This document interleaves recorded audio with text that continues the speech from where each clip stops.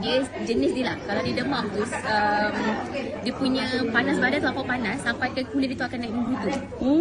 Ada satu time tu juga yang kita macam kalau letak air tu dia macam berasap. Masya Allah. Panas sangat. And ada pernah juga ada satu time tu dia sampai tak boleh bangun sebab sendi dia semua tak boleh function. Itu kalau dia demam. Dia kalau demam dia Teruk sangat tu. Tapi bila hari ni orang kata dia balik tu dia demam. Kita pun risau lah dia akan jadi macam tu. Kan? Tapi Mama tengah bagi air hidrogen, dia tak sampai macam tu. Dia punya badan tu terus surut panas dia. Masya Allah. Dia kalau demam tu berapa macam tu. Esok tu surut. Terus besoknya terus surut. Saya kejut esok tu surut. Dia minum 3 Biasanya taman kalau dia. demam berapa lama terus? Seminggu. Seminggu. Derita dia seminggu kalau dia demam. Ya Allah, tu yang risau kalau dia demam tu. Masya Allah. Tapi dia cakap yang ni dia jangkitan COVID sebab dia tak ada rasa apa semua lah. Tak ada dari rasa semua tu. Muka dia dah macam bongkak-bongkak dah. Saya dah risau dah. Jadi dia ni macam air cool sikit lah. Bila sakit sangat dia akan ketuk tangan dia.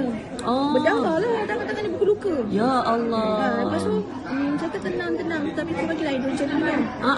Mula dia tak rasa sakit kan. Dia ketuk-ketuk. Lepas dia minum kedua kali dia relax. Maksudnya 2 gelas? 2 gelas. Ada relax dah. Saya bagi lagi yang kelas ketiga. Tapi kelas saya besar. So kelas yang ketiga dia tu rasa dia nak tidur.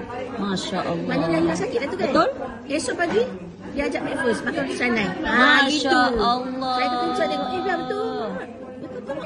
Dia terkejut lah yang dia dapat rasa tu yang dapat rasa roti canai dapat rasa. Masya Allah. Hebat lah. Hebat betul Vita Spring Hydrogen.